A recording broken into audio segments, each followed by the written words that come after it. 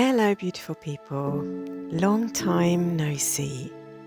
It's been over a month since I last logged into YouTube, and it actually feels like it's much, much longer. But first things first, Kalichronia, or Happy New Year. We really hope you've had a wonderful time over the festive season and a good start to the new year. When I last spoke to you all, I'd just come back from the Netherlands and I just got swept away by a lot of dog stuff, and then Christmas and New Year came, and now, somehow, we've arrived at the 19th of January and I have absolutely no idea how that happened. Time has just been passing by and Simon and I have been keeping busy in the garden when the weather was okay, or we just stayed in and hibernated when the weather turned. And oh my God, turn it did. December and January have been incredibly wet and cold this year. And although that is good in a way, as it's replenished all the reservoirs, the streams and the lakes here in Greece, it's been pretty miserable. When you're living in a small uninsulated cottage, with only one properly heated room, cabin fever is an inevitable side effect. But we've had some really beautiful days in between too, and it's been a real joy to spend time just hibernating and drifting along, rethinking all that's happened in 2024 and slowly beginning to tune in and get a sense of 2025.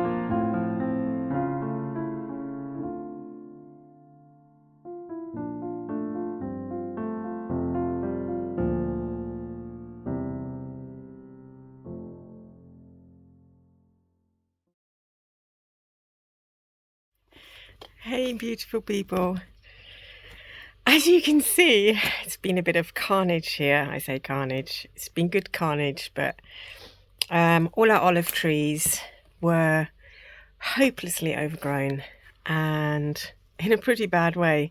So our neighbour came over to sort them out for us because we aren't experienced enough to cut the trees back so heavily and pick the right branches, etc. That really needs to be done by someone who really understands the ins and outs of olive trees. And so yeah, so our 10 olive trees have had a massive cutback, and you can see that here behind me.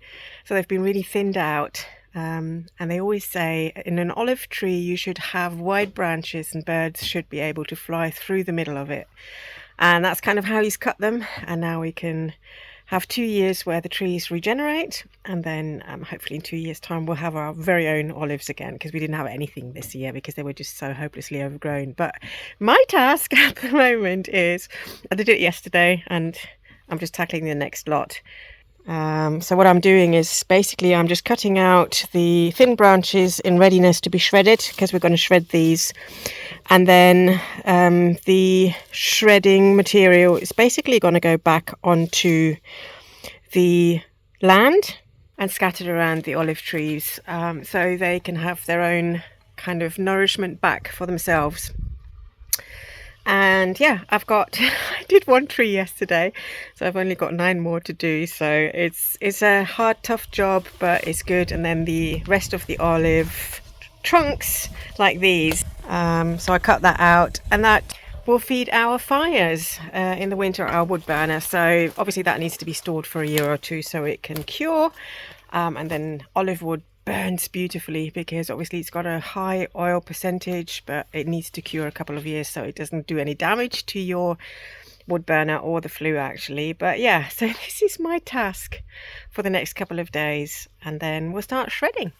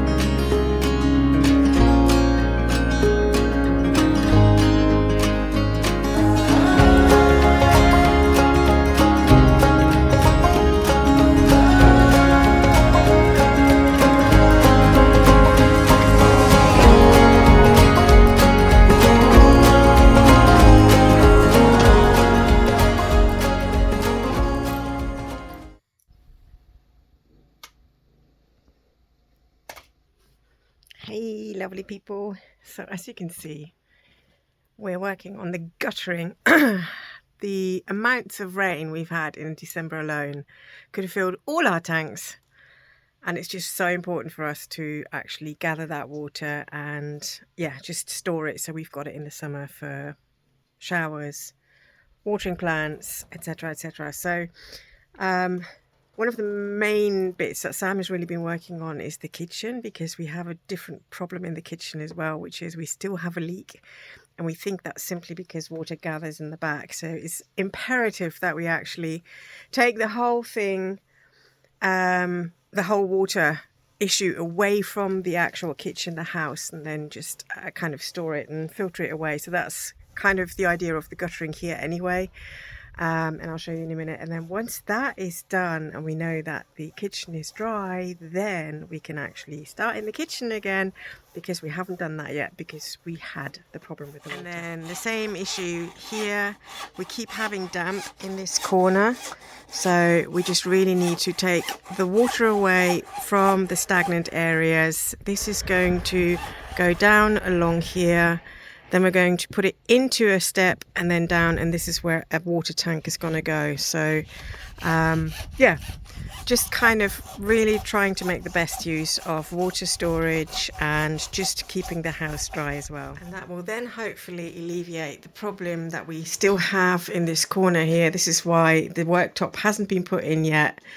It's just we keep getting water in there, so hopefully the guttering will sort that problem. And once we know that that is now all good, then we can put the worktop across here and finally finish our kitchen, because I really am looking forward to finishing the kitchen.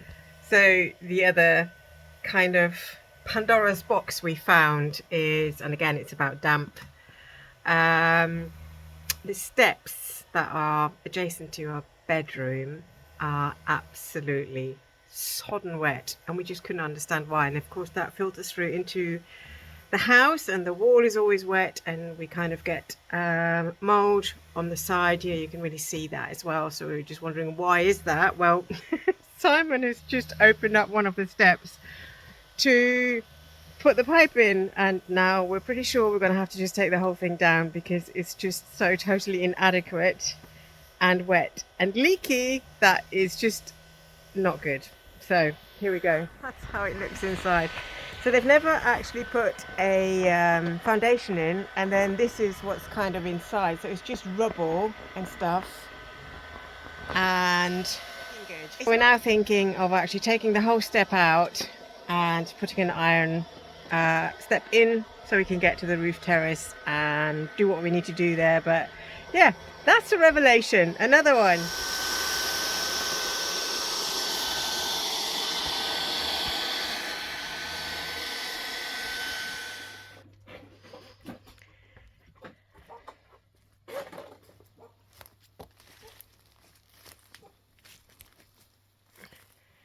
So Simon's been pretty ingenious here.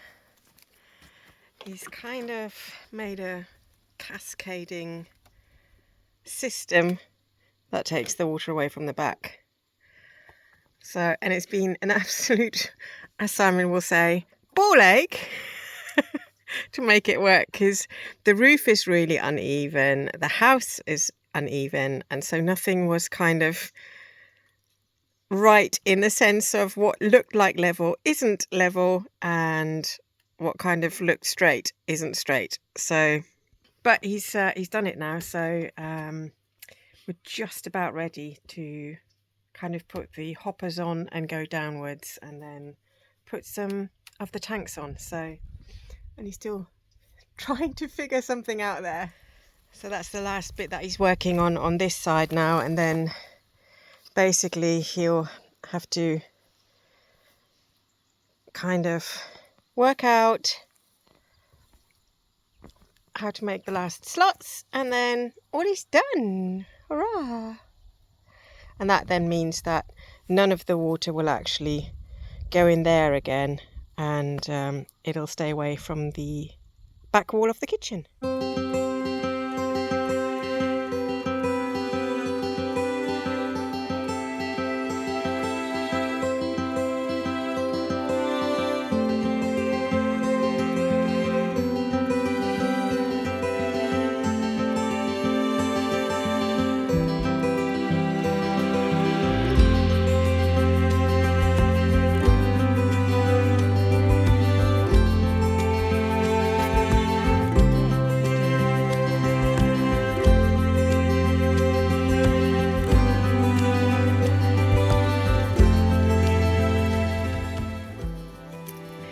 That's next on the list. So we're going to go and paint the fence, because that's really rusty in places and it just looks horrible, and it just needs a new lick of paint. So I'm going to go and do that. That one's still old, and that one is new there. Sure, happy with that. It's looking much better. Now, at the end of January, we're beginning to notice how the nights are slowly beginning to draw out again. And I cannot help myself but be super excited about spring and all the many plans I have for the garden.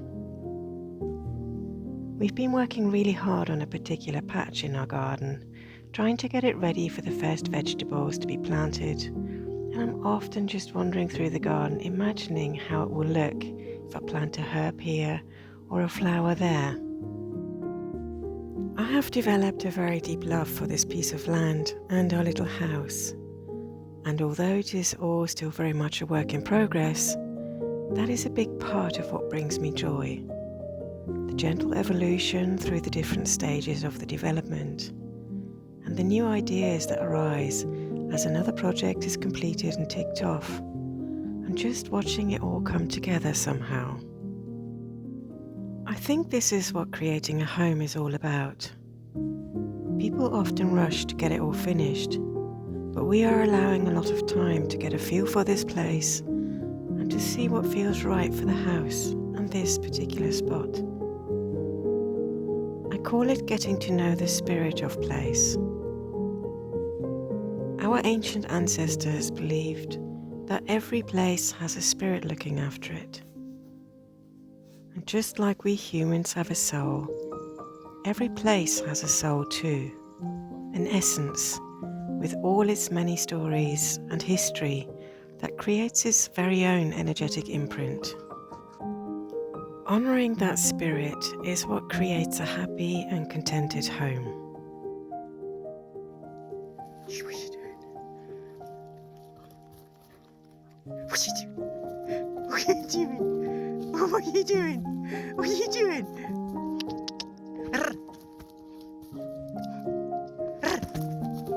what are you doing? Good boy. Martha, you're nuts. Where have you been? Good girl. Look at the state of you, girl. Go around in circles.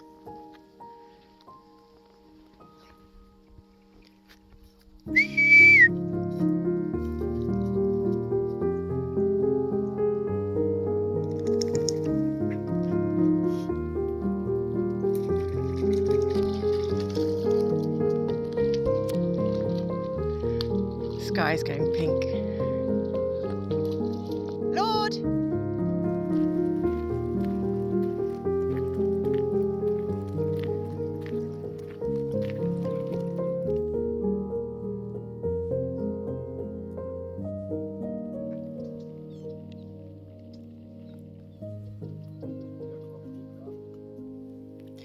Hey, lovely people. You've probably seen a new dog in the videos, and we have some news to share on two dogs actually. So first of all, the dog you saw first thing in the video, or it was one of the first shots I think, if I remember rightly, is a beautiful pointer named Lord. There he is, who is a new foster. So he is with us until we can find a good home for him. He's got a really tragic story, and he's been let down many times. So it's one of the things that we're really trying to make sure that he's going to go to absolutely the right home. So, and the other lovely news we have is that Martha is adopted, and she's adopted by us. So Martha's got leishmania, so one of the Mediterranean diseases, and she's got hip dysplasia. So her chances of being adopted are pretty slim. And we've just really fallen in love with her, me especially. And, you know, now that Pip left us earlier last year in March, there's a little bit of room at the inn, and I decided I couldn't let her go anymore. So I'm now officially a foster fail with Martha. And sure, there she is. What's the matter, Martha? What's the matter? Yeah, she's just really lovely, really sweet little dog. And yeah, so she's now ours. And then let me show you what progress we've made in the kamaras. There's been a lot of work going on there, and it's looking fabulous. So let me show you. Welcome to the catacombs. There we go. So this is the first bit. This is what they're working on right now. And then... Oh, Lola. You know, no. There we go. So this is all done. As you can see, it's a mess. But yeah, so... all done. All pointed up. And... yeah, it's just really exciting to have this coming to an end. Really good. And I think they'll have another 2 weeks work and then everything's done. So January arrived with an Arctic blast from the north, and whilst we didn't get any here, much of northern and central Greece got covered in snow.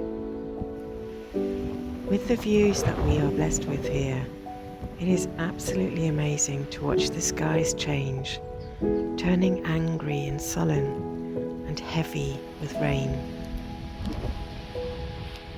I try and embrace the changes of the seasons here, and it never ceases to amaze me how incredibly wild and beautiful this place is, no matter what the weather. I look forward now to the first of the early blossoms, the anemones, the daisies, the irises, and the wild asparagus. Some are already beginning to push their way through the undergrowth, heralding another cycle of new beginnings and the new year ahead. I am excited and curious about what the next year will bring. I have a feeling that it is going to be another very powerful year, but only time will tell. And that's it for this time, folks. I wish you a good week, and I hope to be back next week. Lots of love, Simon and Bea.